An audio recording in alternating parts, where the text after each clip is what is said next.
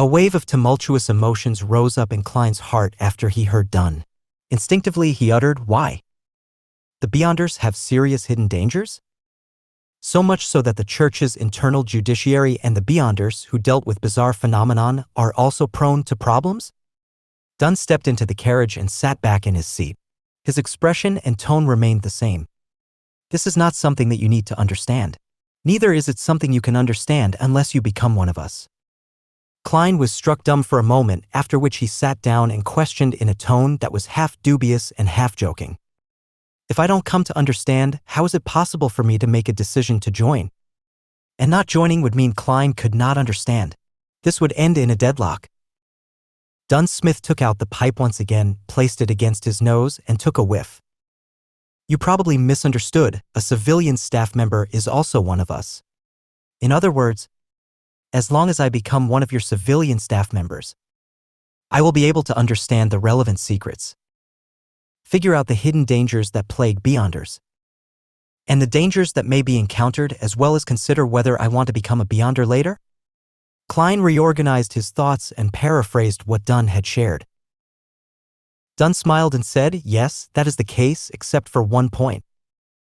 You cannot simply become a Beyonder just because you want to, because every church will be equally strict in this aspect. It would be odd if the churches were not strict." Klein lampooned silently. As he added with a more intense tone coupled with stronger body language, "What about civilian staff members? This should be quite strict as well, right?" "There shouldn't be any problems if it's you," said Dunn with half-closed eyelids as he whiffed the pipe with partially relaxed countenance. However, he did not ignite it. "Why?" Klein asked as he was once again grappled by doubt. At the same time he jested inwardly. "So my uniqueness and halo as a transmigrator are akin to the fireflies in the night, ever so bright and outstanding?" Dunn opened his half-closed eyelids, his silver-colored eyes reflecting the same tranquility as before. "First, you managed to survive without our help in such a situation. Certain exceptional qualities are not present in others. For instance, luck. Lucky people are often welcomed." Seeing that Klein's expression had turned blank, Dunn smiled slightly. "All right, just treat this as a humorous statement. Second, you're a graduate of the history department from Koei University. This is something we urgently need.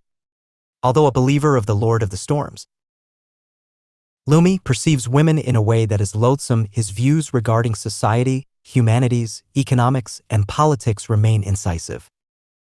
He said before that talents are key to maintaining a competitive advantage and positive development, a point that I very much agree with." Noticing that Klein was slightly furrowing his eyebrows, Dunn casually explained, "You should be able to imagine that we often encounter documents and objects from the Fourth Epoch or earlier. Many cults and heretics have tried to gain power from these things. Sometimes they themselves can lead to strange and terrible things. Except for the Beyonders in special fields, most of us are not good with our studies or have passed that age." Having said that, Dunsmith pointed to his own head and the corner of his mouth turned up slightly as if he was mocking himself. He then said, "Those dry, boring knowledge always puts us to sleep.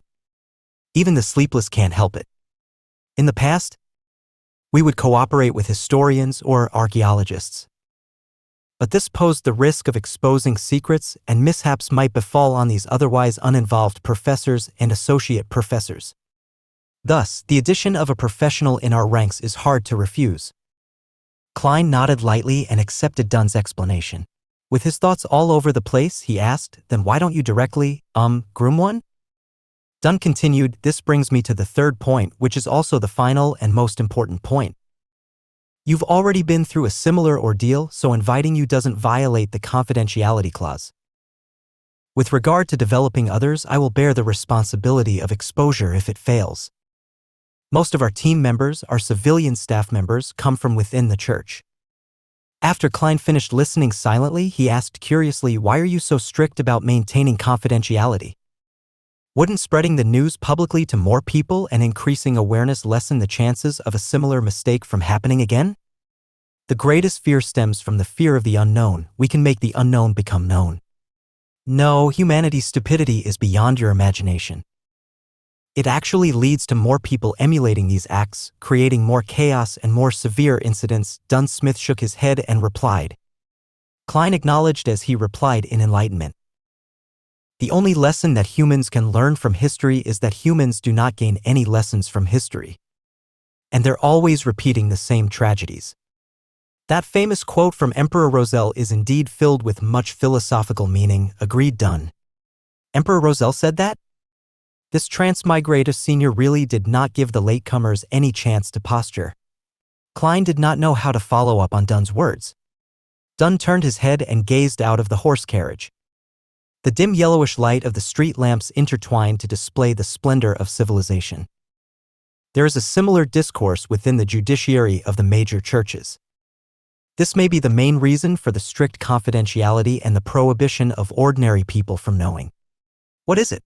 Klein asked as his interest was piqued, pleasured that he seemed to be spying on secrets. Dunn turned his head, his facial muscles pulled themselves so slightly that it was hardly visible. Faith and fear bring troubles. More faith and more fear bring more troubles until everything is destroyed. After he said that, Dunn signed, besides praying for the blessings and help from gods, humans can't solve their real major problems. Faith and fear bring troubles. More faith and more fear bring more troubles. Klein recited silently, but he could not fully understand it. What followed next was the fear of uncertainty that came from the unknown. It was like the dark shadows formed by the street lights outside. In the darkness without light, it appeared as though there were pairs of callous-looking eyes and wide-opened mouths.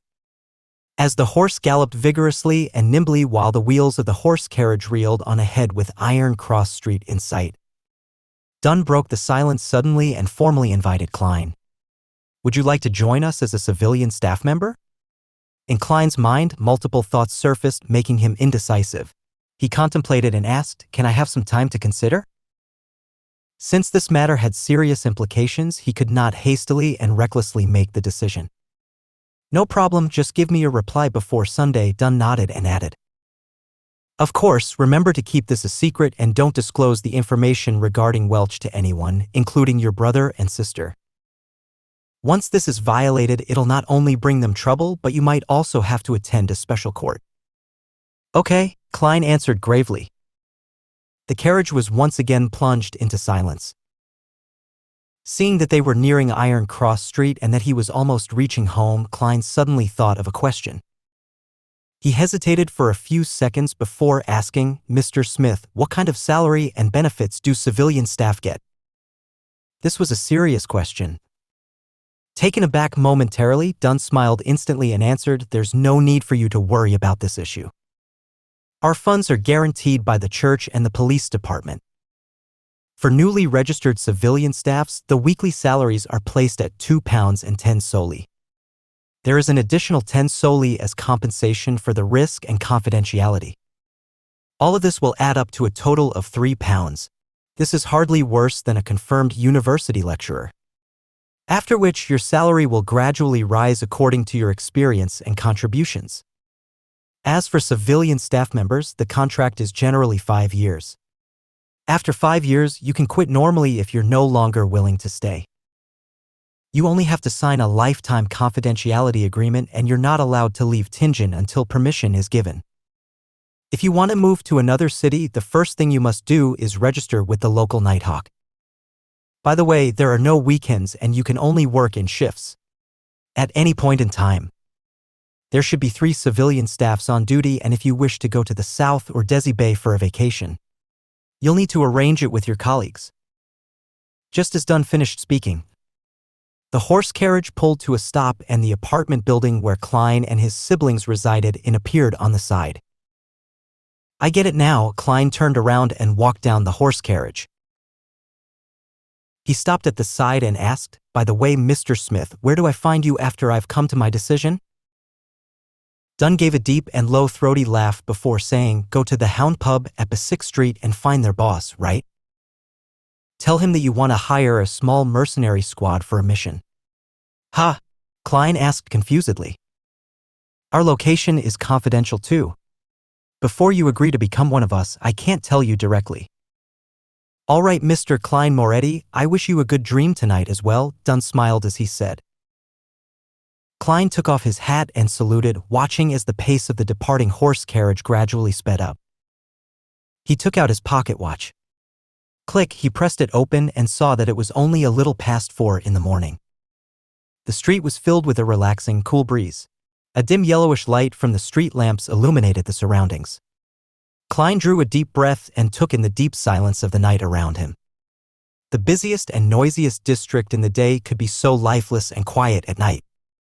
This was in stark contrast to the silent observations and medium's seance in Welch's residence. It was only then that Klein realized that the back of his linen shirt was unknowingly drenched in sweat, cold and clammy. Phew, I finally got through the round with the medium. Klein let out a foul breath. He slowly turned around and enjoyed the cool breeze and tranquility of the night while walking closer and closer to the apartment building's door. He took out his keys, inserted the correct one in and turned it gently, allowing the crimson-mixed darkness to expand with the creaking sound of the open door. Walking on the staircase without a single person in sight and taking in the cold air, Klein had an inexplicable and amazing feeling. It felt like he had a few more hours than others. This caused him to hasten his pace. In a similar state of mind, he opened the door to his room, and before he even stepped inside, he saw a silhouette sitting silently in front of his desk. It had reddish-black hair, bright brown eyes, and a delicate, pretty face. Undoubtedly, she was Melissa Moretti. "Klein, where did you go?" Melissa asked curiously as she relaxed her eyebrows. Without waiting for Klein's reply, she added, "Just now, I got up to go to the bathroom and realized you weren't home." It was as if she wanted to know everything clearly, from the causes and effects of the matter to the underlying logic. With great experience at lying to his parents, Klein's brain took a spin before he gave a bitter smile and calmly replied, "I couldn't fall asleep again after I woke up. Instead of wasting time, I decided that I should train my body. So I went out to run a few rounds. Look at my sweat." He took off his jacket and half-turned his body, pointing to his back. Melissa stood up, took a glance half-heartedly and deliberated for a few moments before saying, "Honestly speaking, Klein, you don't have to stress yourself out. I'm sure you can pass the interview to Tingen University. Even if you can't, if you can still find better ones." "I haven't even thought about the interview." Klein nodded his head and said, "I understand."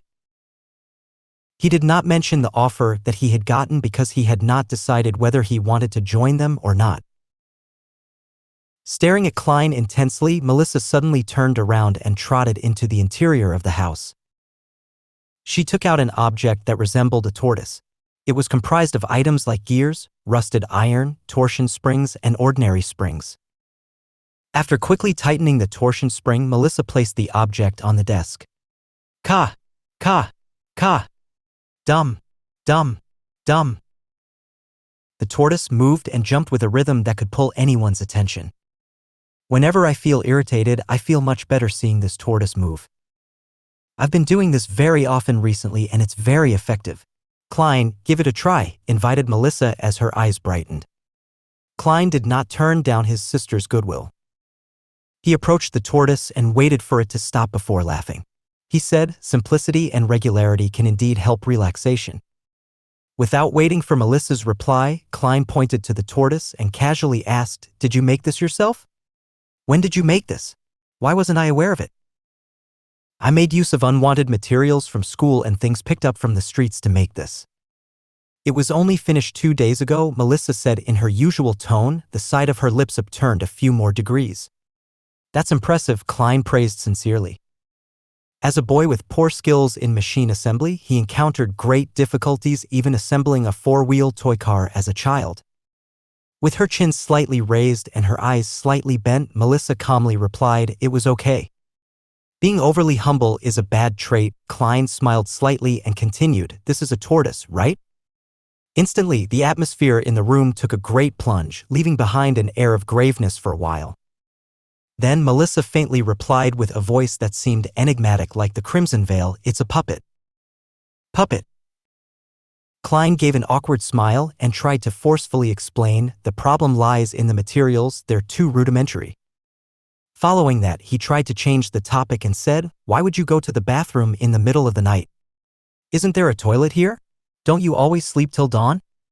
Melissa was taken aback momentarily. It was only after a few seconds before she opened her mouth, prepared to explain. At that moment, an intense sound of digestion sounded from her thoraco-abdominal 1 area. "I'll go get some more sleep." Bang! She grabbed her tortoise-like puppet, trotted to the interior of the house, and closed the door to her room. Last night's dinner was too good. She ate too much and now her stomach is having trouble digesting it. Klein shook his head as he smiled, slowly walking towards his desk.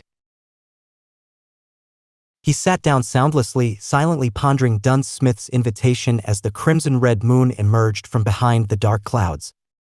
Being a Nighthawk civilian staff member had its apparent disadvantages.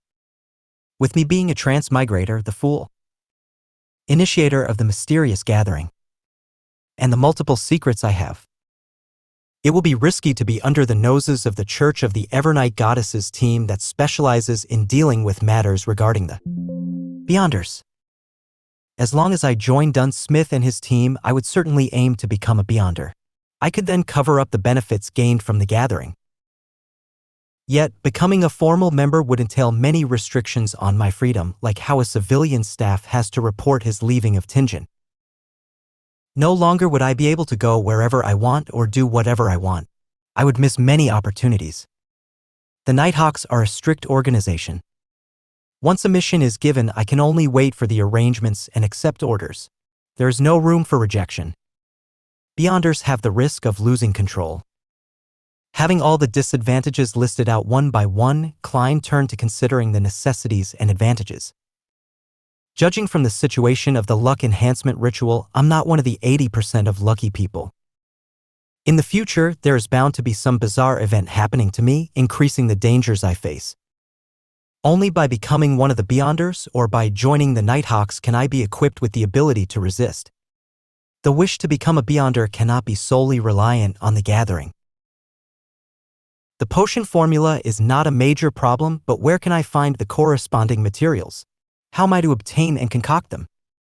Not forgetting the noose of daily practice, I'm faced with serious obstacles. It is just not possible for me to consult justice and the hanged man on every matter and exchange every object with them. This would not only hurt the image of the fool and arouse their suspicions, but there will also be inadequate time to communicate on such trivial issues. Similarly, I am unable to produce anything that can pique their interest. Besides, more materials would more often than not leave behind the trail of my real identity. Then, online disputes would effectively be transformed into offline conflicts, bringing about immense troubles. By joining the Nighthawks, there would definitely be contact with the common knowledge of the world of mystery and relevant channels. This can sufficiently accumulate into a corresponding social circle and can be used as leverage. Only then can I initiate the gathering and in turn gain the greatest benefits from justice and the hanged man. In reality, the gains can feed back into reality, allowing me to obtain more resources and form a virtuous cycle. Of course, I could also go to an organization that is suppressed by the various churches, such as the psychology alchemists mentioned by Dunn, and join them. Yet I'll also lose my freedom and be in a constant state of fear and anxiety. However, more importantly, I have no idea where to look for them.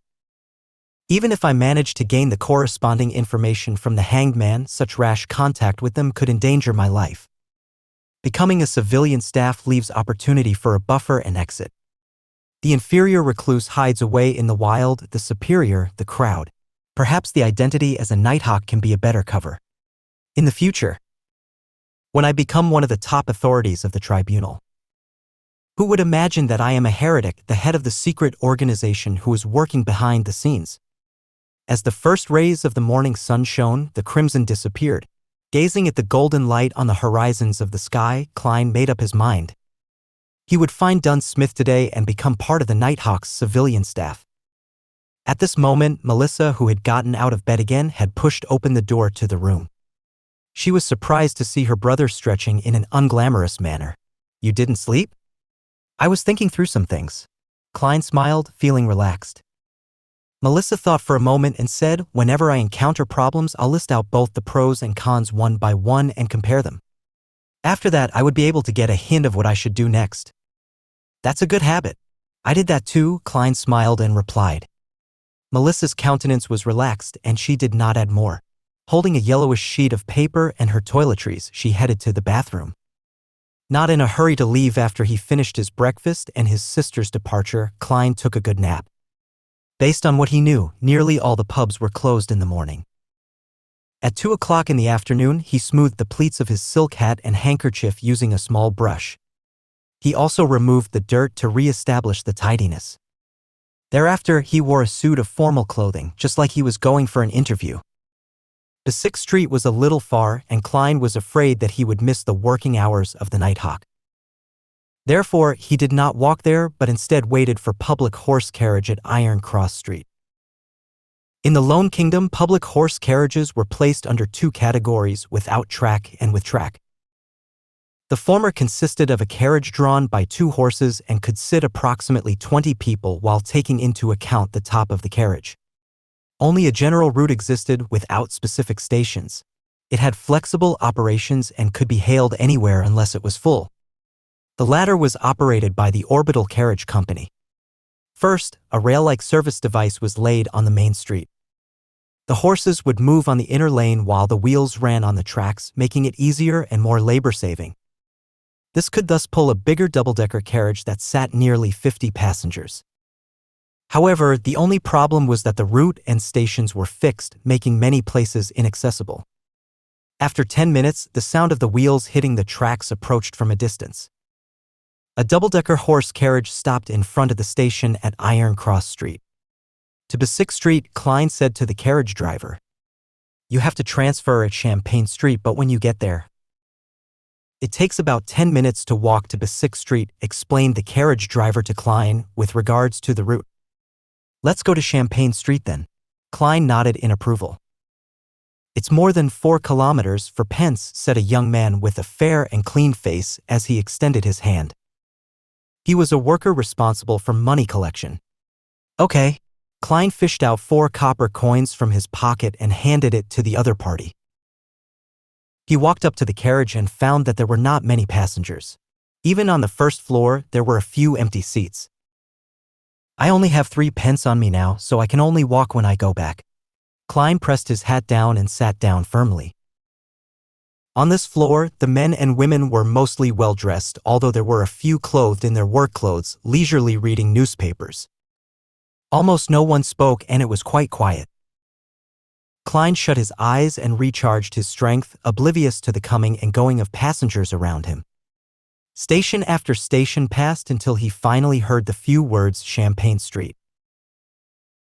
After alighting the horse carriage, he inquired along the way and soon reached B6 Street, where he saw the pub with the brownish-yellow hound logo. Klein reached out his right hand and gave a forceful push. The heavy door gradually opened, inundating him with a wave of uproarious noises and an impetuous heat wave. Although it was still afternoon, there were already many customers in the pub. Some were temporary workers looking for opportunities here, waiting to be hired. Others were simply idling around, numbing themselves with alcohol. The pub was dimly lit.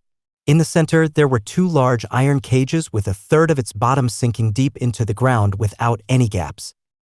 People held wooden wine cups and surrounded it, sometimes discussing loudly while laughing, sometimes cursing loudly. Giving a curious glance, Klein found 2 dogs caged inside. One was black and white, similar to the husky found on Earth. The other was wholly black, with shiny fur, making it look healthy and fierce. "Do you want to bet?" "Doug has won 8 games in a row," said a little man wearing a brown beret as he neared Klein and pointed to the black dog. "Bet?" Taken aback at first, Klein regained his senses immediately. Dogfighting? When he was at Koei University. Those aristocratic and wealthy students would always ask him contemptuously and curiously if the bourgeois workers and unemployed hooligans enjoyed participating in boxing and gambling at the pubs. Besides being able to gamble on boxing and card games, didn't it also include cruel and bloody activities like cockfighting, dogfighting, and others? The short man smirked. "Mister, we're civilized people. We don't engage in such unglamorous activities. Having said that, he whispered, besides, laws were introduced to ban these things last year. Then what are y'all betting on? Asked Klein curiously. The better hunter. Just as the short man finished his sentence, a resounding cacophony sounded. He turned his head, waved his hands excitedly, and said, "You can't place a bet for this round as it has started. Wait for the next one then." Upon hearing that, Klein tipped his toes, lifted his head, and looked as far as he could. He saw two strong men each dragging a sack, coming to the side of the iron cage and opening the prison door. They then dumped the contents of the sack into the cage. There were gray and disgusting animals. Klein tried to identify them carefully before realizing that they were rats. Hundreds of rats. As the iron cage was deep underground without any gaps, the rats moved in all directions but could not find a way out. Right then, just as the door of the cage was closed, the chain of the two dogs were untied. Woof! The black dog pounced ahead and killed a rat in one bite. The black and white dog was dazed at first before it started playing excitedly with the rats. The surrounding people either raised their wine cups and intensified their gaze or shouted loudly, "Bite it! Kill it! Doug! Mother *** king rat baiting with dogs too." Klein regained his senses and the corner of his mouth twitched unceasingly. The objective of the gamble is to determine which dog can catch more rats. Perhaps one can even bet on the specific number of rats caught. No wonder there were people purchasing live rats at Iron Cross Street. That's really unique. Klein shook his head, laughing as he backtracked and circled along the edge of the alcoholic customers and reached the front of the bar. "New here?" said the bartender as he spared Klein a glance while wiping the cups. He continued, "1 cup of rye beer is a penny. And mat beer costs 2 pence. For pence for Southville beer, or do you want a cup of purely brewed malt lanty?" "I came here for Mr. Wright," said Klein directly and bluntly. The bartender whistled and shouted to the side, "Old man, someone is looking for you." "Oh, who?" A vague voice sounded and an intoxicated old man stood up from behind the bar. He rubbed his eyes, shifted his gaze to Klein and asked, "Lad, were you looking for me?" "Mr. Wright, I would like to hire a small mercenary squad for a mission," replied Klein, according to what Dunn had instructed. "A small mercenary squad? Are you living in an adventure story? This hasn't been around for a long time," the bartender interrupted and smiled. Wright went silent for a few seconds before saying, "Who told you to look for it here?" "Dunn Smith," replied Klein in all honesty. Instantly, Wright broke out in a chuckle and replied, "I see. Actually, the small mercenary squad still exists. It's just in another form with a more contemporary name. You can find it on the 2nd floor of number 36 Zutland Street." "Thank you," thanked Klein sincerely before he turned and squeezed out of the pub. Before he went out the pub, the alcoholic customers who surrounded him suddenly quieted down as they murmured Doug was actually defeated. Defeated? Klein smiled and shook his head. Then he left quickly and found his way to the nearby Zoetterland Street after asking around. 30, 32, 34. Here, he counted the house numbers and walked into the stairwell. Going around the corner and slowly climbing up the stairs, he saw the vertical sign with the current name of the so-called small mercenary squad. Blackthorn Security Company.